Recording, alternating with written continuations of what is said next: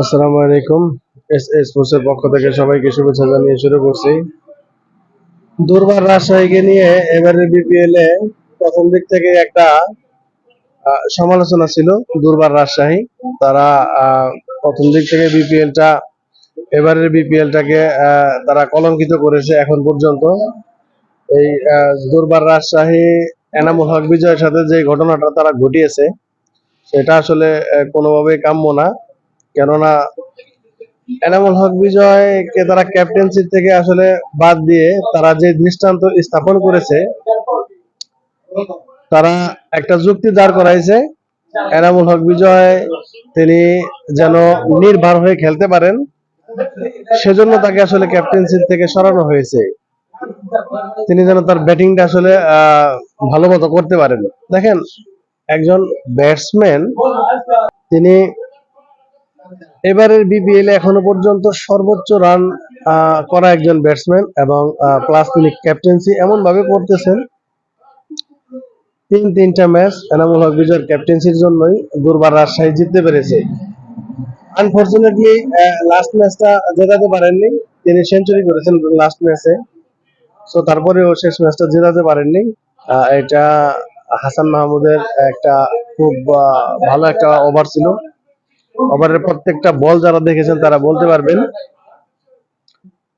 Last ওভারটা Hasan Mahmud কত বিচক্ষণতার সাথে করেছে। সো সেজন্য জেতাতে পারেননি। বিজয় অপরাজিত সেঞ্চুরি করে তিনি অপরাজিত ছিলেন। তার ডেডিকেশন, তার চেষ্টা আসলে কোনো কিছুর কমতি ছিল না এখানে। তারপরেও যেই একটা খোঁড়া যুক্তি দুর্বার রাজশাহীর মালিক দাঁড় করিয়েছে, সেটা হচ্ছে এনামুল হক বিজয়কে নির্ভর হয়ে যেন ব্যাটিং করতে পারে, সেজন্য তাকে চিন্তামুক্ত করার জন্য তাকে আসলে তার পারফরমেন্সে যেন এর ঘাটতি না হয়, এই কারণে তাকে ক্যাপ্টেন্সির ভারটা থেকে তাকে অব্যাহতি দেওয়া হয়েছে। তো একই নিয়ম যদি তাসকিন আহমেদের সাথেও তাসকিনকেও এই একই নিয়মের কারণে ক্যাপ্টেন্সি দেওয়া হয়েছে, তাহলে একদিকে এনামুল হক বিজয় হচ্ছে সর্বোচ্চ রান গেটার এখন পর্যন্ত বিপিএল এর, আবার তাসকিন আহমেদ হচ্ছেন এবারে বিপিএল এ সর্বোচ্চ উইকেট টেকার। তাহলে এনামুল হক বিজয় যদি ক্যাপ্টেন্সির জন্য তার ব্যাটিংটা ঠিক মতো করতে না পারেন, সর্বোচ্চ রানের মালিক এখন বর্তমানে এনামুল হক বিজয়। তো এর চাইতে ভালো আর কি হতে পারতো, এর চাইতে ভালো ব্যাটিং আর কি করতে পারতো? সো আবার একই নিয়মে তাসকিন আহমেদকে ক্যাপ্টেন্সি করা হয়েছে। তাসকিন আহমেদও এখন পর্যন্ত বিপিএল এর সর্বোচ্চ উইকেট টেকার। সো এটা একটা খোঁড়া যুক্তি।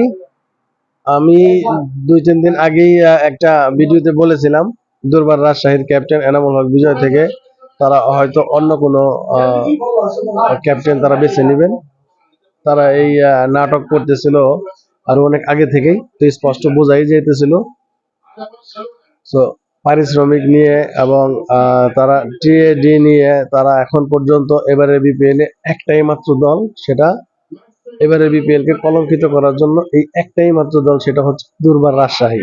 আমি আসলে এখন পর্যন্ত বুঝতে পারতেছি না দুর্বার রাজশাহীর বিরুদ্ধে বাংলাদেশ ক্রিকেট বোর্ডের পক্ষ থেকে এখন পর্যন্ত কোনো স্টেপ কেন নেওয়া হচ্ছে না। দুর্বার রাজশাহীর ম্যানেজার আমাদের ফার্স্ট সেঞ্চুরিয়ান, প্রথম সেঞ্চুরিয়ান ওডিআই ক্রিকেটে, মেহরাব হোসেন অপি, তিনি ম্যানেজার হয়ে তিনি কোনো কিছু জানেন না। কেউ পেমেন্ট পাচ্ছে না, কেউ পেমেন্ট পায়নি, কে কত টাকা পেলো, কে কত টাকা পেলো না, এই বিষয়ে একজন ম্যানেজার, টিমের একজন ম্যানেজার কোনো কিছু বলতে পারে না।